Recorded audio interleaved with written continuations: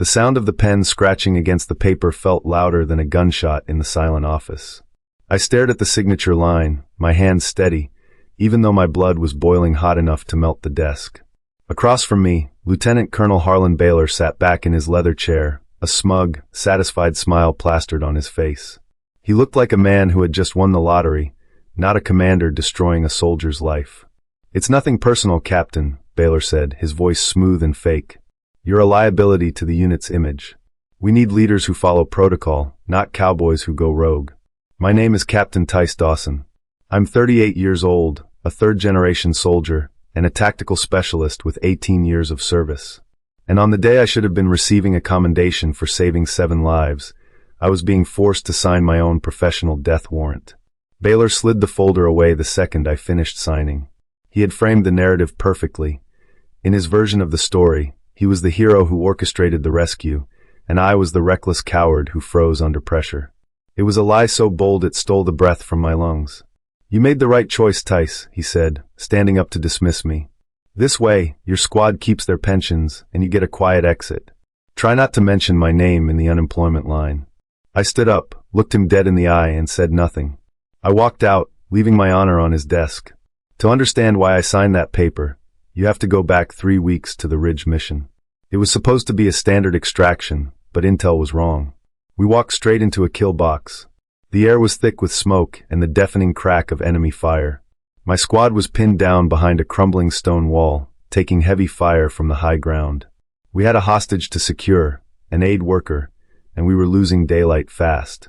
"Command, we are pinned. Requesting air support," I shouted into my comms. Static crackled in my ear, followed by Baylor's voice. He wasn't on the ground with us, he was in a climate-controlled command center 50 miles away. And he was panicking. "Fall back, Dawson. Abort mission. Get the team out now," Baylor screamed. I looked at the terrain. If we fell back now, we would be exposed. My men would be cut to pieces, and the hostage would be executed. Baylor was too scared of losing a drone to see the reality on the ground. His fear was going to get us killed. I looked at Sergeant Rook, my second in command. He looked terrified, waiting for my order. I made a choice. I reached up and clicked my radio off, cutting Baylor's screaming voice out of my ear. "We push forward," I signaled to my team. "On my mark." We executed a flank maneuver, silenced the enemy position, and grabbed the hostage. It was tactical perfection. We made it out alive because I ignored an order. The base was buzzing with energy when we got back. The extraction was a massive success. The aid worker was safe, and the news crews were already setting up cameras by the airfield. I stepped off the transport chopper, covered in dust, sweat, and dried blood, expecting a debriefing on why the intel had been so bad. Instead, I walked into a celebration. A visiting general was shaking hands on the tarmac. And there, standing at the front of the line, was Lieutenant Colonel Baylor. He looked pristine. His uniform was pressed, his boots shone, and he was beaming. "Excellent leadership, Colonel," the general said, clapping Baylor on the shoulder. "Navigating a chaotic situation like that takes a steady hand."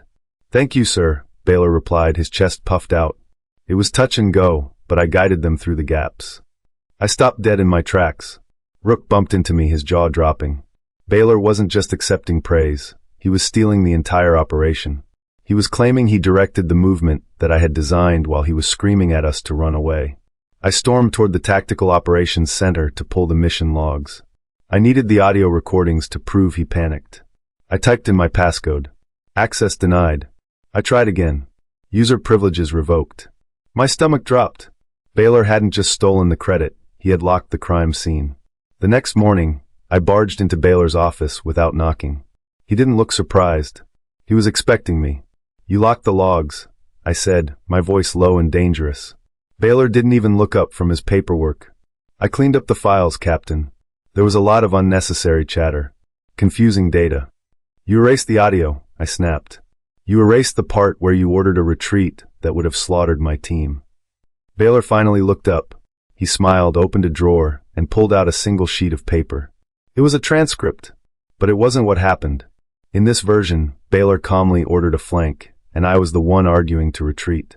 "This is a forgery," I said, shaking the paper. "It's the official record," Baylor stated coldly. "And according to this, you cut comms in a moment of gross insubordination." That's a court-martial offense, Tice. He leaned forward, his eyes dead. Here is the deal.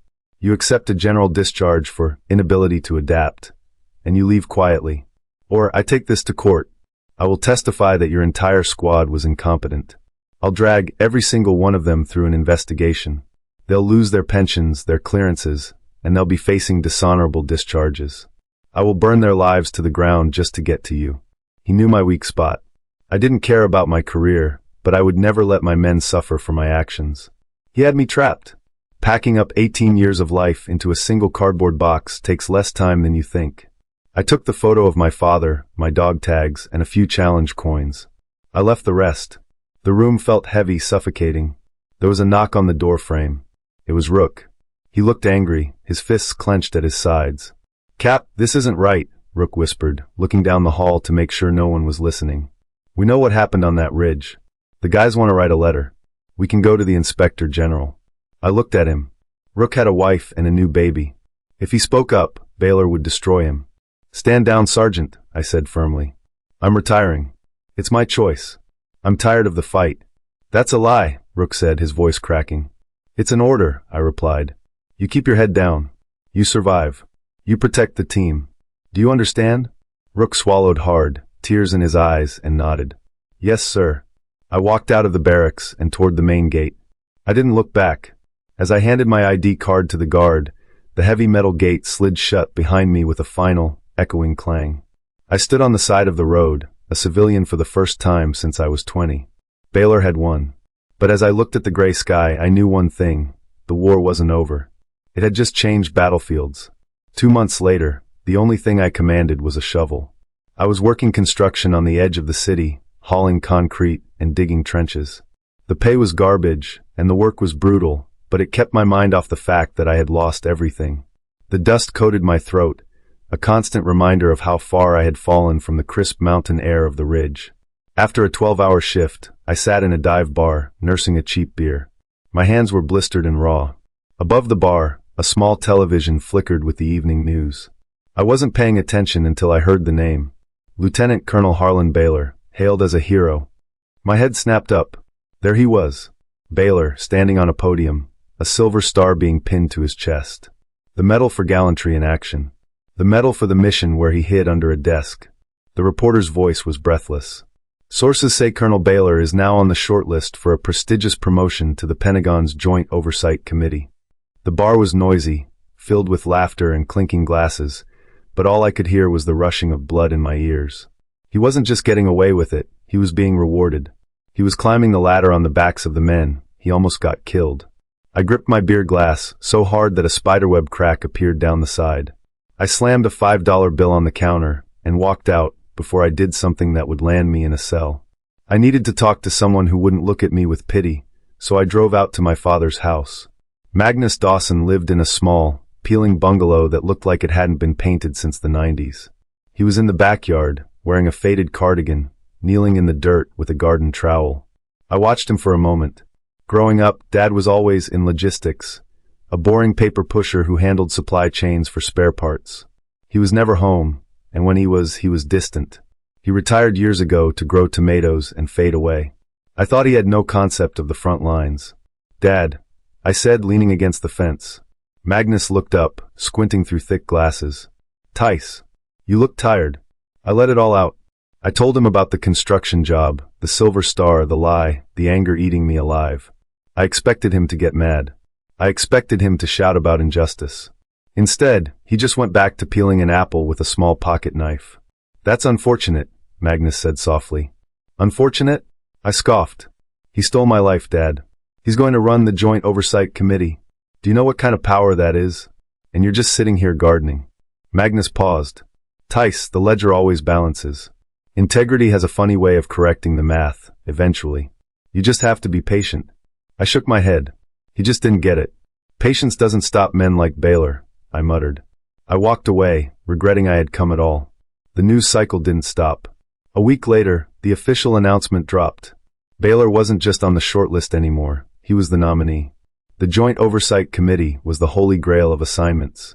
It meant oversight on black budget operations, access to classified troop movements, and total immunity from standard reviews. If Baylor got that seat, he would be untouchable. He could rewrite history however he wanted.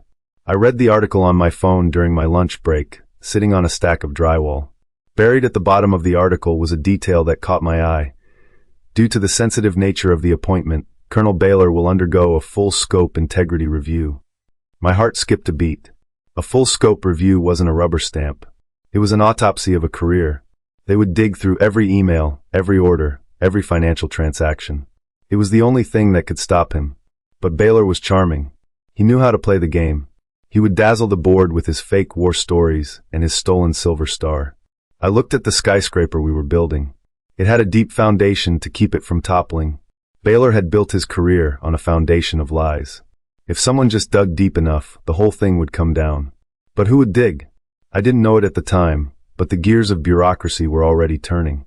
The Department of Defense takes the Joint Oversight Committee seriously.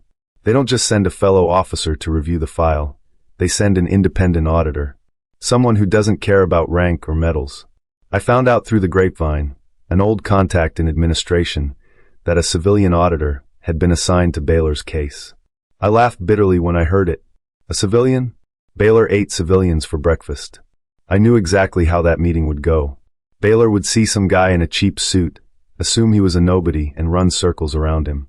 He would view the auditor as an annoyance, a bug to be squashed or charmed.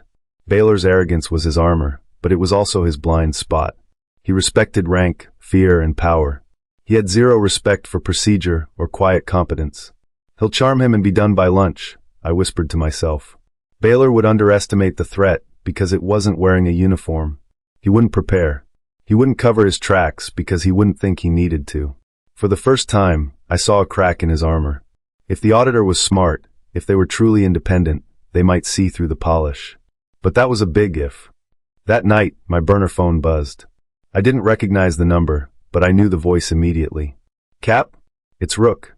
I told you not to call me, I said, instinctively checking the empty parking lot outside my trailer. It's too dangerous. It's worse than we thought, Rook whispered. He sounded exhausted. Baylor isn't just taking the promotion. He's cleaning house. He's purging the unit. My grip tightened on the phone. What do you mean? He's transferring everyone who was on the ridge, Rook explained.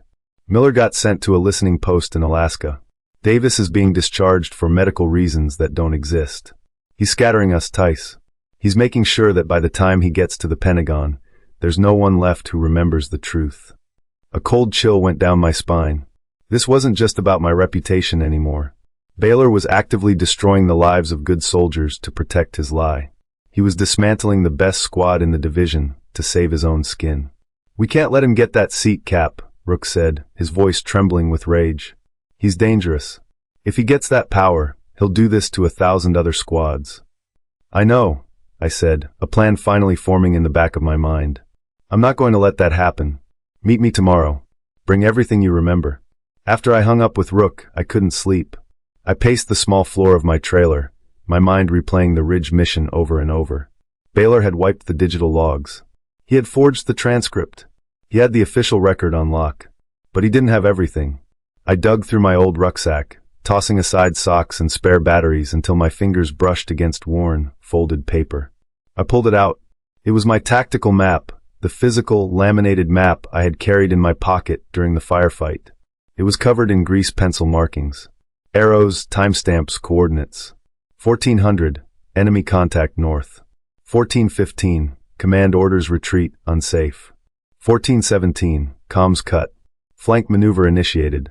I knew possessing this was technically a violation. It was classified material that should have been turned in or destroyed. Having it in my trailer was a crime, but right now, it was the only lifeline I had. It was hard evidence written in my own hand in the heat of battle. It contradicted his timeline perfectly. According to Baylor's report, he ordered the flank at 1410. My map showed he was ordering a retreat 5 minutes later. It wasn't a smoking gun. Baylor could claim I wrote it later, but it was enough to create doubt. It was enough to start a fire. I grabbed my keys. I was going to file a formal complaint. I had just left the post office, having mailed the complaint, when my phone rang. It was my father. Meet me at the diner on 4th, Magnus said. Now. He didn't sound like his usual drifting self. I drove over, expecting him to need help with his garden or groceries. Instead, I found him sitting in a booth with a cup of black coffee, looking sharper than I had seen him in years. "I heard you filed a complaint," he said before I even sat down. I stared at him. "How could you possibly know that?" "I just mailed it." Magnus swirled his coffee. "I still have friends in the filing office, Tice. Listen to me. That complaint is going to get buried. A piece of paper from a disgruntled ex-captain against a Silver Star nominee. It won't even make it to the review board. So what do I do?" I slammed my hand on the table. "Just let him win?" "No," Magnus said calmly. "I made a call. I might be able to get you a seat in the room during the interview process." I looked at him, skeptical. "Dad, you were a supply clerk 30 years ago. What can you do?" Magnus smiled, a small, tight expression I couldn't read. "I know how to count beans, son. And Baylor's beans don't add up. Trust me. Just be ready when I call." 3 days later, Lieutenant Colonel Baylor walked into the interview room at the base administration building. He was expecting a grilling from a panel of generals. Instead, he found a single, elderly man sitting at a folding table, wearing a suit that looked like it had been bought at a thrift store in 1985. It was my father. I wasn't in the room, but the transcripts, which I saw later, painted the picture perfectly. Baylor walked in, saw the nameplate Mr. Dawson, and sneered. "Dawson?" Baylor asked, not bothering to sit down. "Any relation to Captain Tice Dawson?" "He's my son," Magnus said, his voice shaky and old. He fumbled with his glasses. "I'm just here to audit the paperwork." Baylor laughed. He actually laughed. "Of course." The angry father. "Look, old-timer, I know you want to blame someone for your son's failure, but let's not waste my time. I have a meeting with the Joint Chiefs in an hour." Baylor sat down, draping his arm over the chair, completely relaxed. He decided right then and there to toy with Magnus. He treated my father with dripping condescension, mocking his cheap clothes and his slow speech. He had no idea he was poking a dragon. Magnus played the part of the confused geriatric flawlessly. He opened a notebook and licked his finger to turn the page. "So," Magnus mumbled, squinting at a file. "It says here you directed the troops from the screen. That sounds very brave." Baylor smirked. "Modern warfare is about information management, Mr. Dawson. It takes a special kind of courage to command from a distance. You have to make the hard calls without seeing the faces. That's something your son lacked." He got emotional. He froze. "Is that so?" Magnus scribbled something down. "And the comms, they just went out. All by themselves?" "Technical glitch," Baylor lied smoothly. "Happens in the mountains. But I anticipated it. I had already given the attack order before the link died." "Remarkable," Magnus whispered. "You anticipated a glitch." Baylor was eating it up. He was so busy bragging about his foresight that he didn't notice Magnus was leading him into a specific corner. Magnus wasn't just taking notes, he was locking Baylor into a specific version of events, a version that could be fact-checked against the hard data Baylor didn't know existed. By the second hour, Baylor was getting bored. The audit was taking too long, and he was tired of answering stupid questions from a senile old man. He decided to speed things up with a little grease. "Mr. Dawson," Baylor said, leaning forward and lowering his voice. "I admire your thoroughness. But you and I both know this is a formality. You're a retired logistics man, right?" "That's right," Magnus said. "Well, retirement can be expensive," Baylor said, sliding a business card across the table. "I have friends in the defense contracting sector. Consulting work. Very lucrative. They're always looking for experienced men to sign off on things." It was subtle, but it was a bribe. He was offering Magnus a cushiony job in exchange for a clean report. Magnus looked at the card, then up at Baylor. "Are you offering me a job, Colonel?" "I'm offering you a future," Baylor winked. "If we can wrap this up today." Magnus didn't smile. He didn't get angry. He just picked up the card, looked at it, and placed it carefully in his evidence bag. "I'll keep that in mind," Magnus said. Baylor sat back, satisfied. He thought Magnus was too stupid to understand the bribe was illegal. He thought he had just bought his way out. He had just hammered the final nail into his own coffin. I wasn't in the room for the initial squad interviews, but Rook told me everything later. It was a setup designed to silence them through pure fear. The review board sat at a long table, led by a nervous-looking official who kept glancing at the clock. My father sat quietly in the far corner, almost invisible in the shadows, scratching notes in his little pad. But the dominant presence in the room was Baylor. He stood right behind the interview chair, arms crossed over his chest, his silver star gleaming under the fluorescent lights. It was a blatant intimidation tactic. When Rook walked in, Baylor locked eyes with him, a cold, predatory stare that promised retribution for a single wrong word. "State your name and rank," the official asked. "Sergeant David Rook," he stammered. "Tell us about the events of the Ridge," the official continued. Rook hesitated. He could feel Baylor's breath on his neck. He thought about his wife, his baby, his pension. If he spoke the truth, Baylor would destroy him before he even left the room.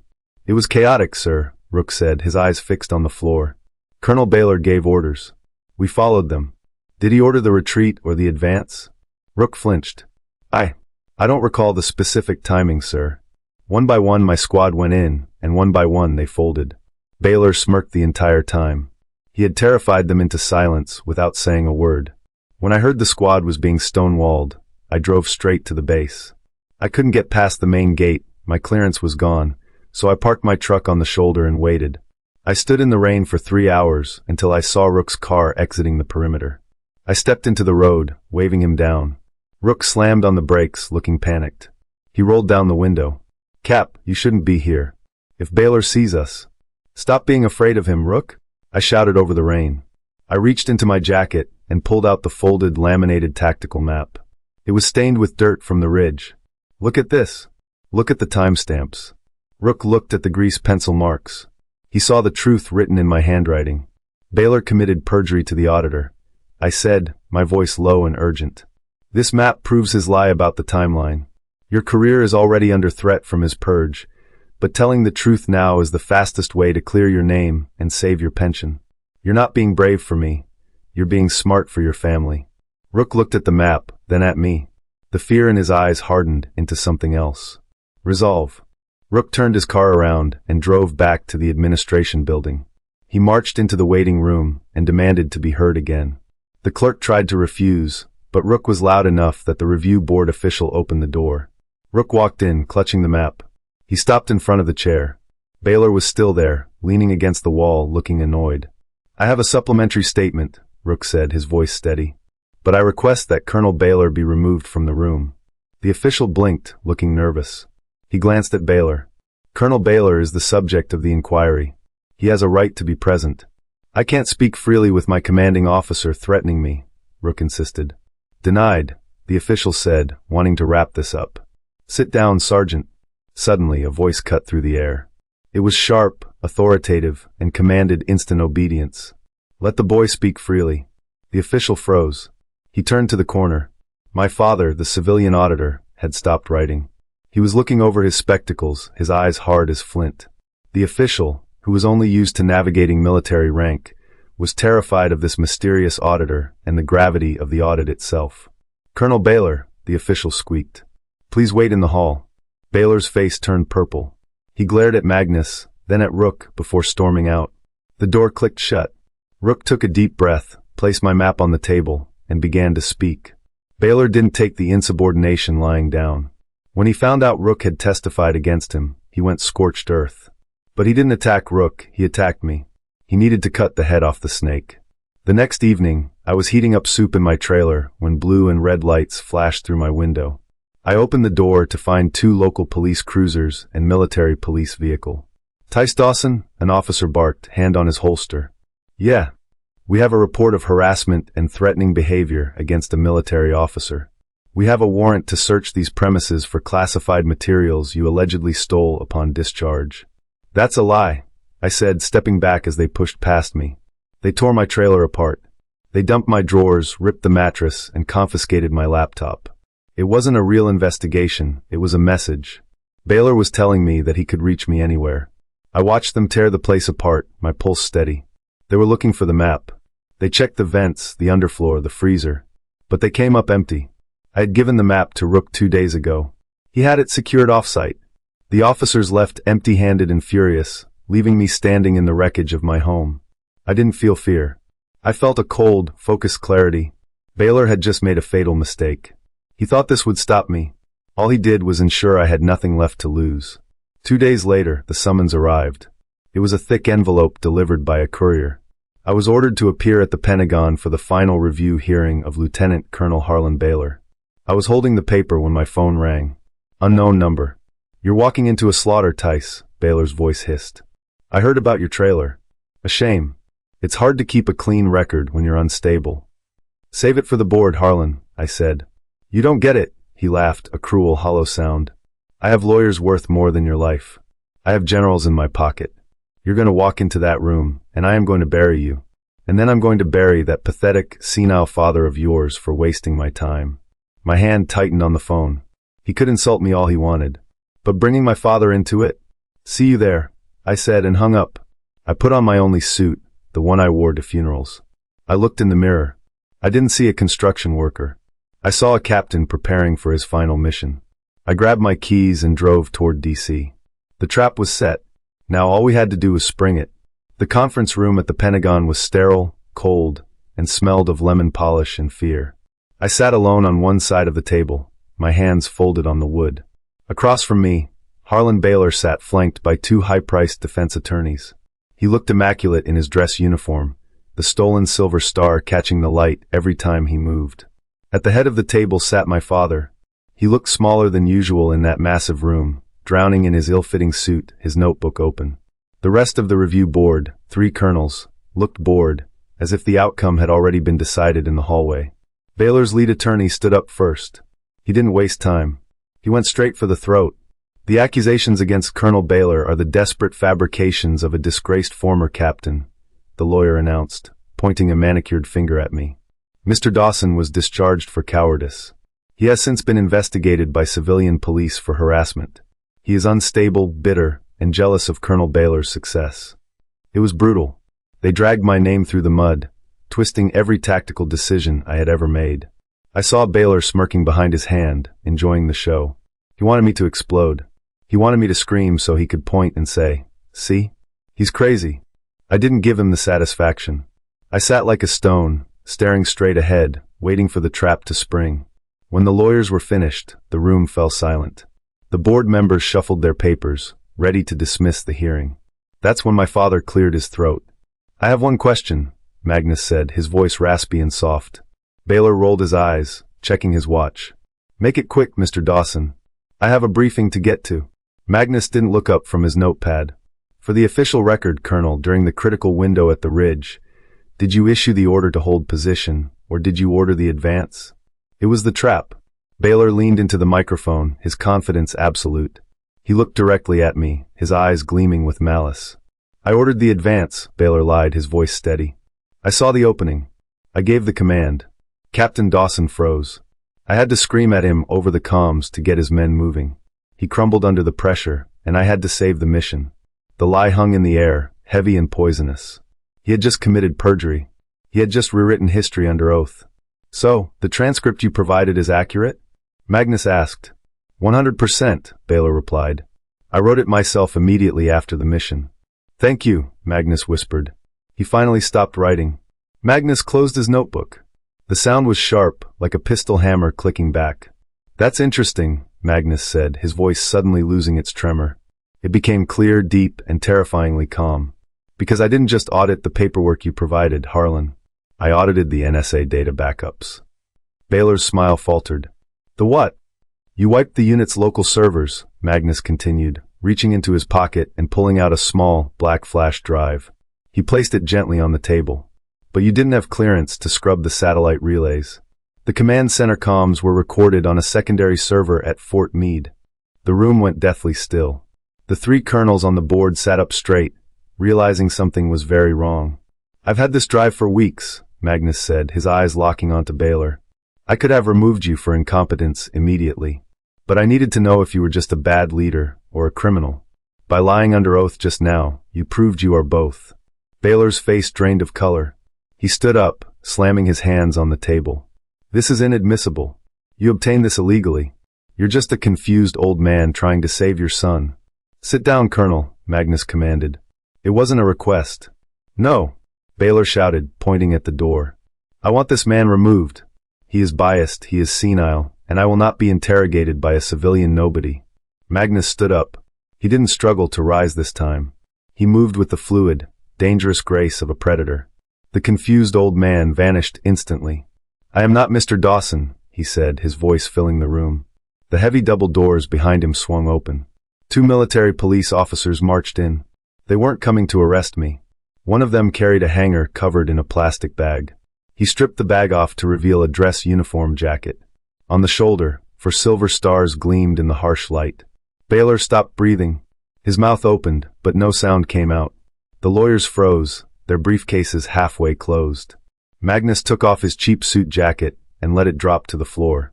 He shrugged into the uniform the MP held out for him. He buttoned it slowly, his eyes never leaving Baylor's face. When he finished, he stood tall, General Magnus Dawson, head of the Department of Defense Inspector General's Special Directorate. The most feared man in the Pentagon. I didn't retire, Harlan, Magnus said coldly. My commission was transferred to the Special Directorate. My rank doesn't exist on the public roster for a reason.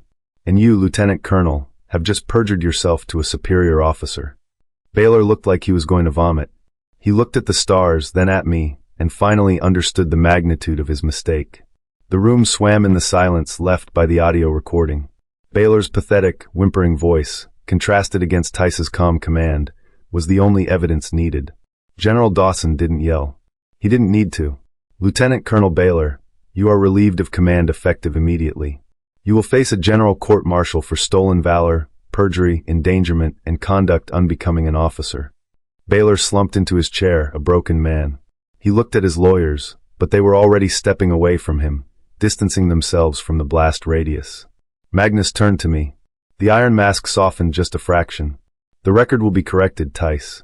Your discharge is upgraded to honorable. Your pension is restored. I stood up. I looked at Baylor one last time. He wouldn't meet my eyes. I had won back my rank and my honor, but the experience had shown me the system was fundamentally flawed. The price of serving under men like Baylor was too high. Dismissed, Tice, my father said softly. You did good. I walked out of the Pentagon and into the bright afternoon sun. I wasn't a captain anymore, and I didn't want to be. I was free. I got into my truck, turned the key, and drove away, leaving the noise, the rank, and the lies in the rearview mirror where they belonged.